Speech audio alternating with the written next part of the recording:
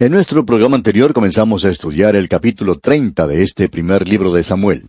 Y vimos cómo los amalecitas habían invadido el Negev y a Siclag, y habían asolado a Siclag y le habían prendido fuego. Se habían llevado también cautivas a las mujeres y a todos los que estaban allí, desde el menor hasta el mayor. Pero a nadie habían dado muerte, sino que se los habían llevado al seguir su camino. Y vimos que cuando David regresó junto con sus hombres, se sintieron casi enloquecer porque encontraron desolada su aldea de Siclag y se sentían muy tristes porque habían perdido a sus esposas y a sus hijos. Pues bien, David se angustió mucho, no solo porque perdió a sus seres amados, sino también porque el pueblo estaba hablando de apedrearlo. Amigo oyente, hay veces cuando nos hallamos en lugares oscuros, como David aquí. Miramos en nuestro derredor y la situación nos parece desesperante. ¿Qué debemos hacer? ¿Debemos sentirnos desanimados? ¿Debemos darnos por vencidos? Amigo oyente, si somos hijos de Dios, debemos fortalecernos en el Señor. A veces el Señor nos mete en tal situación para que acudamos a Él. En horas como tales, como esas, Él se da a conocer a nosotros de una manera nueva. Fue durante horas como estas que David escribió algunos de sus mejores salmos. En una hora de tensión, el Salmo 23 tendría gran significado. Cuando las dificultades llegaron, podemos ver al leer los salmos que en medio de estas situaciones David se fortaleció en su Señor. Muchas veces dice, Jehová es bueno, y también, díganlo los redimidos de Jehová. Esta es la clave entonces, que David se fortaleció en Jehová su Dios. Leamos ahora el versículo 7 de este capítulo 30 del primer libro de Samuel. Y dijo David al sacerdote Abiatar, hijo de Ahimelech, yo te ruego que me acerques el efod. Y Abiatar acercó el efod a David. El efod era una parte especial de la ropa del sumo sacerdote y habla de la oración. El efod se llevaba sobre las vestimentas que acostumbraban ponerse los sacerdotes, y le marcaba en forma especial al sumo sacerdote. El sumo sacerdote siempre llevaba puesto el efod cuando entraba en el altar de oro de la oración. El efod tenía 2 piedras, una en cada hombro. Los nombres de las 12 tribus de Israel estaban tallados sobre las piedras, 6 en cada hombro. En otras palabras, el sumo sacerdote llevaba a Israel sobre sus hombros. Y esta es una descripción de Cristo, nuestro gran sumo sacerdote, quien nos lleva sobre sus hombros.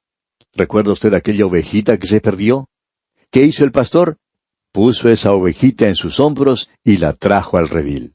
Amigo oyente, no sé quién es usted ni dónde está escuchándonos, pero sí sé que el Señor está listo para venir a buscarle y ponerlo sobre sus hombros. Dice el escritor a los Hebreos en el capítulo 7 de su carta, versículo 25, por lo cual puede también salvar perpetuamente a los que por él se acercan a Dios, viviendo siempre para interceder por ellos. Continuemos ahora con el versículo 8 de este capítulo 30 del primer libro de Samuel. Y David consultó a Jehová diciendo, ¿perseguiré a estos merodeadores? ¿Los podré alcanzar?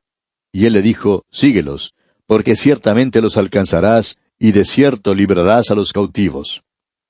David buscó el efod, aquello que habla de la oración, y se acercó a Dios en oración.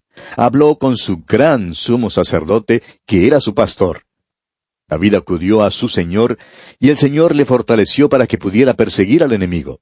Y leemos aquí en los versículos 9 y 10 de este mismo capítulo 30, partió pues David, él y los 600 hombres que con él estaban, y llegaron hasta el torrente de Besor, donde se quedaron algunos.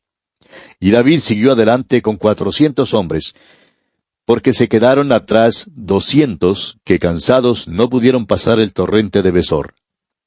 Se habían llevado todas las provisiones, y estos hombres estaban muy fatigados. Hubo pues 200 que no pudieron hacer el viaje. Y leemos en el versículo 11 de este capítulo 30 del primer libro de Samuel, y hallaron en el campo a un hombre egipcio, el cual trajeron a David, y le dieron pan, y comió, y le dieron a beber agua. Al perseguir al enemigo, en el camino hallaron a un egipcio. Este estaba enfermo, y le dijo a David que era siervo de uno de los líderes amalecitas. Cuando se enfermó, lo dejaron para que se muriera allí mismo en el camino.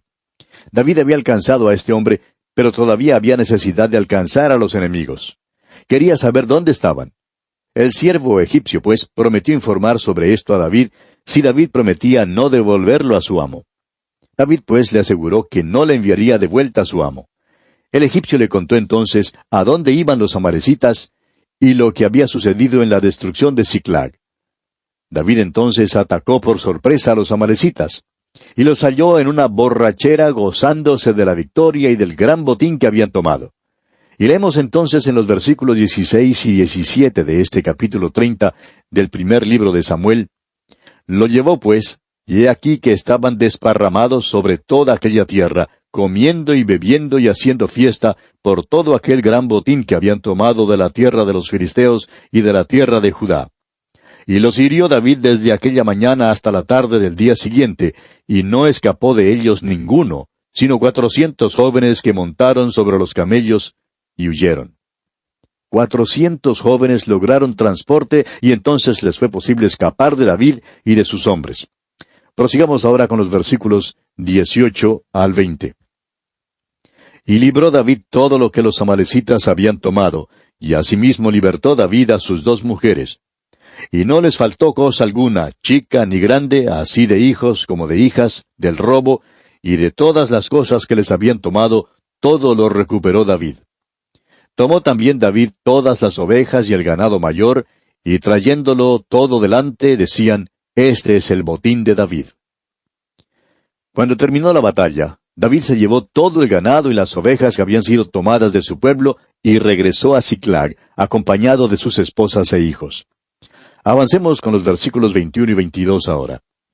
Y vino David a los 200 hombres que habían quedado cansados y no habían podido seguir a David, a los cuales habían hecho quedar en el torrente de Besor. Y ellos salieron a recibir a David y al pueblo que con él estaba. Y cuando David llegó a la gente, les saludó con paz. Entonces todos los malos y perversos de entre los que habían ido con David respondieron y dijeron: Porque no fueron con nosotros, no les daremos del botín que hemos quitado, sino a cada uno su mujer y sus hijos, que los tomen y se vayan. Hubo una disputa entre los hombres de David en cuanto a si los hombres que no habían participado en la batalla tenían derecho a participar del botín o no. David da aquí un principio que revela su equidad y trato justo, que le ayudaron a ser la clase de hombre que Dios pudo utilizar. Sigamos adelante con los versículos 23 al 25 de este capítulo 30 del primer libro de Samuel. Y David dijo: No hagáis eso, hermanos míos. De lo que nos ha dado Jehová, quien nos ha guardado y ha entregado en nuestra mano a los merodeadores que vinieron contra nosotros. ¿Y quién nos escuchará en este caso? Porque conforme a la parte del que desciende a la batalla, así ha de ser la parte del que queda con el bagaje. Les tocará parte igual. Desde aquel día en adelante fue esto por ley y ordenanza en Israel hasta hoy. Los 200 hombres que no pudieron salir a la batalla estaban enfermos y no habían podido pelear. No les fue posible hacer el viaje, pero debían participar igualmente del botín. Eso reveló la justicia de David. Y entonces este capítulo 30 del primer libro de Samuel concluye con el envío del botín como un presente a los ancianos de Judá. Leamos los últimos versículos de este capítulo 30, versículos 26 al 31. Y cuando David llegó a Siclag, envió del botín a los ancianos de Judá, sus amigos, diciendo: He aquí un presente para vosotros del botín de los enemigos de Jehová. Lo envió a los que estaban en Betel, en Ramot del Negev, en Jatir, en Aroer, en Sifmot, en Estemoa, en Racal, en las ciudades de Jerameel, en las ciudades del Ceneo, en Orma, en Corazán, en Atac, en Hebrón, y en todos los lugares donde David había estado con sus hombres. Y así concluimos este capítulo 30 del primer libro de Samuel. Llegamos ahora al capítulo 31, el capítulo final de este primer libro de Samuel. En este capítulo 31, Saúl pierde su ejército. Saúl, sus hijos y su escudero mueren. Los filisteos triunfan. El pueblo de Jabes de Galaad recobra los cuerpos de Saúl y sus hijos y los sepultan en Jabes. Como ya dijimos, este es el último capítulo del primer libro de Samuel. Y vamos a considerar la pregunta en cuanto a quién mató al rey Saúl. Aquí tenemos un caso que probablemente debe ser entregado a los mejores detectives del mundo porque parece haber alguna duda en cuanto a quién fue el responsable por la muerte de Saúl. Leamos pues el primer versículo de este capítulo 31 del primer libro de Samuel. Los filisteos pues pelearon contra Israel, y los de Israel huyeron delante de los filisteos, y cayeron muertos en el monte de Gilboa. Hallamos que los israelitas libran una batalla con los filisteos. Gracias a Dios que David no tuvo que participar en esa batalla. La providencia de Dios intervino para que no se metiera en ella. Siendo que los príncipes de los filisteos no querían que él peleara junto con ellos, David se volvió hacia su aldea de Siclag. Allí encontró que la ciudad había sido saqueada y quemada, como lo vimos en el capítulo anterior, y que todas las mujeres y sus hijos habían sido llevados cautivos. Ahora, mientras David y sus hombres perseguían a los amalecitas, Israel huía de los filisteos. Los israelitas fueron derrotados en esta batalla porque se hallaban fuera de la voluntad de Dios. Esta idea de que Dios aprobó la guerra en el Antiguo Testamento es enteramente errónea. Hubo ciertos tiempos señalados por Dios cuando la guerra fue necesaria, pero cuando Israel libraba una batalla que no era según la voluntad de Dios, generalmente perdían la batalla. Eso es lo que pasó en esta ocasión. Continuemos con los versículos 2 y 3 ahora. Y siguiendo los filisteos a Saúl y a sus hijos, mataron a Jonatán, a Abinadab y a Malquisúa, hijos de Saúl. Y arreció la batalla contra Saúl, y le alcanzaron los flecheros, y tuvo gran temor de ellos.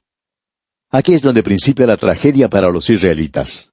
Es el principio del fin para Saúl. En primer lugar, fue herido en la batalla por un arquero. Al parecer el arquero no se dio cuenta que había herido al rey, tiró y dio en el blanco. También es trágico que Jonatán muriera en esta batalla. Esto es asombroso porque en otra ocasión cuando Jonatán peleó contra los filisteos, mató a 250 enemigos en una sola oportunidad. Esto muestra, pues, la situación desesperada en que Israel se encontraba en aquellos tiempos. David sentía tristeza por no poder salir a la batalla con los filisteos, y en aquel tiempo no reconoció que Dios había intervenido por él. Si hubiera salido, habría tenido que pelear contra Jonatán. Muchas veces los chascos que nos llevamos en la vida, amigo oyente, son ordenados por Dios. Por tanto, tenemos aquí que Saúl es herido. Leamos el versículo 4 de este capítulo 31 del primer libro de Samuel. Entonces dijo Saúl a su escudero, «Saca tu espada y traspásame con ella, para que no vengan estos incircuncisos y me traspasen y me escarnezcan». Mas su escudero no quería, porque tenía gran temor. Entonces tomó Saúl su propia espada y se echó sobre ella. Ahora, cuando Saúl se dio cuenta que estaba mortalmente herido, creía que el enemigo vendría y se mofaría de él. Y creemos que tenía razón. Él no quería morir de esa manera en la batalla. Como ya hemos visto, Saúl era un hombre orgulloso y egoísta, y no quería que tal fin le fuera propicio. Su escudero tuvo miedo de obedecer al rey cuando Saúl le pidió que lo traspasara con su espada. Por tanto, Saúl sacó su propia espada y se echó sobre ella. Parece entonces que este es un caso de suicidio. Pero, ¿en realidad fue este un caso de suicidio, amigo oyente? Bueno, nos enteraremos de eso más tarde. Continuemos ahora leyendo los versículos 5 hasta el 9 de este capítulo 31 del primer libro de Samuel. Y viendo su escudero a Saúl muerto, él también se echó sobre su espada y murió con él. Así murió Saúl en aquel día juntamente con sus 3 hijos y su escudero y todos sus varones. Y los de Israel, que eran del otro lado del valle y del otro lado del Jordán, viendo que Israel había huido y que Saúl y sus hijos habían sido muertos, dejaron las ciudades y huyeron, y los filisteos vinieron y habitaron en ellas. Aconteció al siguiente día, que viniendo los filisteos a despojar a los muertos, hallaron a Saúl y a sus 3 hijos tendidos en el monte de Gilboa. Y le cortaron la cabeza y le despojaron de las armas, y enviaron mensajeros por toda la tierra de los filisteos, para que llevaran las buenas nuevas al templo de sus ídolos y al pueblo. Empezamos a comprender ahora, con el envío de la armadura de Saúl por toda la tierra de los filisteos, por qué Saúl quería que David se la llevara cuando peleó contra Goliat. Si David hubiera ganado la batalla llevando puesta la armadura de Saúl, el rey se habría atribuido la victoria a sí mismo. Usted recordará también que cuando Jonatán ganó una victoria, en vez de atribuirle la victoria a Jonatán, Saúl se la atribuyó a sí mismo. Prosigamos ahora con los versículos 10 al 13, los versículos finales de este capítulo 31 del primer libro de Samuel. Y pusieron sus armas en el templo de Astarot, y colgaron su cuerpo en el muro de Betsán. Mas oyendo los de Jabes de Galaad esto que los filisteos hicieron a Saúl, todos los hombres valientes se levantaron y anduvieron toda aquella noche, y quitaron el cuerpo de Saúl y los cuerpos de sus hijos del muro de Bethsán, y viniendo a Jabes, los quemaron allí. Y tomando sus huesos, los sepultaron debajo de un árbol en Jabes, y ayunaron 7 días. Este es el fin del primer libro de Samuel. Alguien dirá, bueno, no veo tanto misterio en cuanto a la muerte de Saúl. Usted dijo que había un misterio en cuanto a ella. Pues bien, amigo oyente, todavía en realidad no hemos terminado la historia. En el segundo libro de Samuel la terminaremos. Tenemos registrado solo el hecho de la muerte de Saúl al fin del primer libro de Samuel, pero todavía no nos es posible llegar a alguna conclusión. Consideremos ahora que Saúl había dejado con vida a los amalecitas y que Samuel lo había reprochado por esto. Samuel le dijo a Saúl, «Ciertamente el obedecer es mejor que los sacrificios y el prestar atención que la grosura de los carneros». Dios quería la obediencia y el corazón de Saúl nunca se sometió al Dios Todopoderoso. Es interesante que Saúl salvó a los amalecitas, pero veremos que fueron solo los amalecitas, precisamente, quienes no solamente saquearon a Siclag, sino quienes en realidad mataron a Saúl. Pero, dirá alguien, ya hemos leído el relato que dice que los filisteos mataron a Saúl. Un arquero le hirió y quedó mortalmente herido. Quería que su escudero lo matara, pero el hombre no quiso. Por fin Saúl se echó sobre su propia espada. ¿No es esa la explicación? ¿No es ya un caso concluido? ¿No fue aclarado todo por el departamento de policía de Bethsán? Pues no creemos que sea así, amigo oyente. El segundo libro de Samuel nos dará una información más clara, más detallada en cuanto a la muerte de Saúl. Por tanto, en conclusión, nos es posible notar que en el primer libro de Samuel, Saúl falló en su reinado sobre la propiedad de Dios. Su fin fue el suicidio. Dios y su autoridad fueron desechados, y Saúl salvó a los amalecitas, pero por último fue muerto precisamente por los amalecitas. Y ahora, para terminar, veamos un breve bosquejo de este primer libro de Samuel que estamos terminando de estudiar hoy. Tenemos 3 divisiones principales en este primer libro de Samuel. En primer lugar, Samuel, profeta de Dios, sección que comprende los capítulos 1 al 8. La segunda gran división nos habla de Saúl, hombre de Satanás, y comprende los capítulos 9 hasta el 15. Y la tercera gran división nos presenta a David, hombre de Dios, y a Saúl, hombre de Satanás, y comprende los capítulos 16 al 31. Este es pues brevemente el bosquejo que hemos seguido en nuestro estudio de este primer libro de Samuel. Dios mediante, en nuestro próximo programa comenzaremos a estudiar el segundo libro de Samuel, muy interesante también, por cierto, porque continúa la historia que hemos dejado aquí en el capítulo 31 de este primer libro. Así es que esperamos que usted, amigo oyente, ha de acompañarnos mientras recorremos paso a paso cada una de las páginas del segundo libro de Samuel. Le invitamos, pues, a sintonizarnos.